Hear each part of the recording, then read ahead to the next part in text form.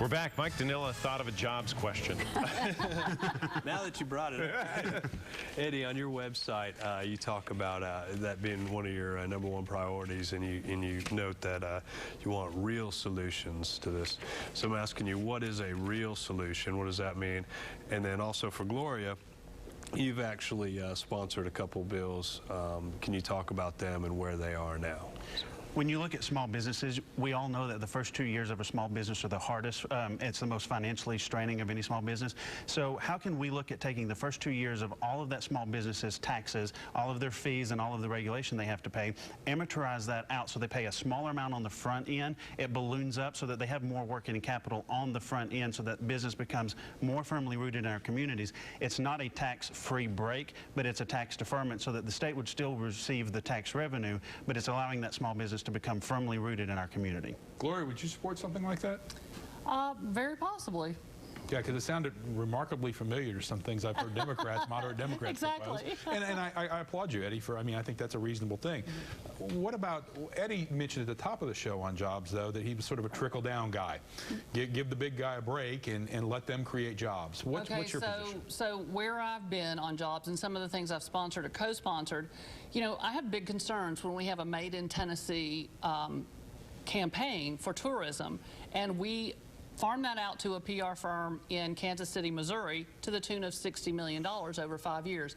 There are great PR firms in Tennessee. Oh, now you've wound Williams. Nice job. So why don't we give that $60 million contract for Made in Tennessee to a Tennessee company and put those $60 million into Tennessee's economy? And so one of my bills is a bill that says on state contracts we will hire 80% Tennessee employees. So that way there are outs if it's really expensive or we don't have that particular skill. It allows for that. But basically, let's do all we can to hire Tennesseans first. And to Mike's point, where do those bills stand in the legislature? Okay, well, that one was sent to summer study. That bill will be back because I think it got sent to summer study because it started getting some traction in committee. And so they said, well, let's think about that some more. Well, did it have anything to do with the $925 million price tag on that bill? There was no fiscal note on the bill. The fiscal note came off. There was no fiscal note. When you took out the road projects, then it was only building contracts. There was no fiscal note. So you're starting to, again, decide who in the state is and is not going to get a contract. Because of federal dollars, we couldn't do the other contract. And right now, with where our state is, we've got to make sure that we don't have that fiscal note. So if we can do it on these contracts for building and those things, why not do that? Why not put those Tennesseans back to work? The other thing is I supported the raise in minimum wage. And the thing, what we're seeing now, every state in the country who's raised the minimum wage, they're doing better at unemployment than we are.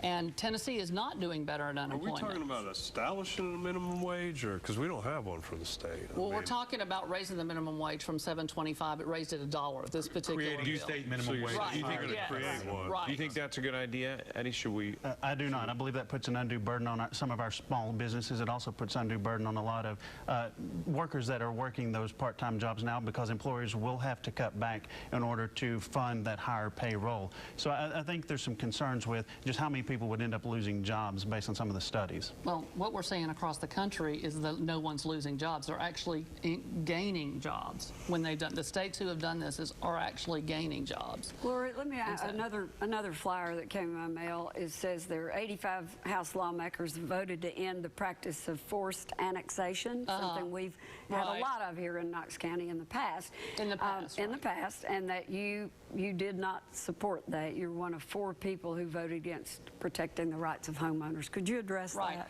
Well, and I don't think I voted against protecting the rights of homeowners. I think those protections are still there.